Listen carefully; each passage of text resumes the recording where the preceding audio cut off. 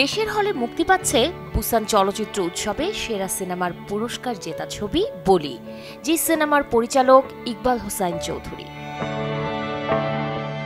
চট্টগ্রাম অঞ্চলের সমুদ্র ঘেঁষা মানুষের ঐতিহ্যের সাথে মিশে থাকা বলি খেলাকে কেন্দ্র করে আবর্তিত হয়েছে বলি ছবির গল্প, যেখানে কেন্দ্রীয় চরিত্রে অভিনয় করেছেন নাসির উদ্দিন খান। শুক্রবার থেকে দেশের কয়েকটি সিনেপ্লেক্সে চলবে সরকারি অনুদানে নির্মিত সিনেমা বলি। আমাদেরও একটাই স্বপ্নের ঠিকানা ছিল। একই দিন দেশের হলে মুক্তি পাবে আরেক ছবি দায় মুক্তি। ৭ বছর বাক্সবন্দি থাকা এই সিনেমাটিও নির্মিত হয়েছে সরকারি অনুদানে।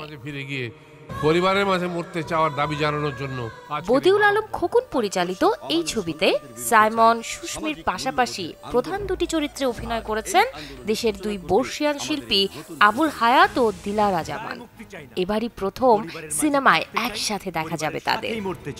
সন্তানরা এত বড় অমানুষ হয়? বাবা মা বয়স হয়ে গেছে, তাদেরকে নিয়ে একটা ঝামেলা, বরং আলাদা করে দিই, টাকা পয়সা দিয়ে দিলাম, মনে করে যে টাকা পয়সা দিয়ে দিলাম, বাবা মা খুশি হয়ে চলে গেল।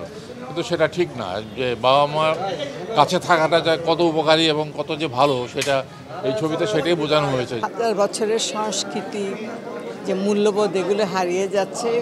এগুলোকে আবার বিবেকের কাছে ধাক্কা দেওয়ার জন্য এই ছবিটি। কিছু মানুষকে জীবন সায়ান্নে এসে কেন সংসার ছেড়ে যেতে হয় বৃদ্ধাশ্রমে? কেন এই আধুনিকতার যুগে সংসারে দায় হচ্ছেন পরিবারের প্রবীণ মানুষগুলো? এমন প্রশ্নের উত্তর আছে দায় মুক্তি সিনেমায়। তাই কালো টাকা দিয়ে এই সাদা মনের মানুষটাকে কিনতে এসেছিস? Desk report, channel 24। আমি তোমার চোখের পানি মুছে দেব।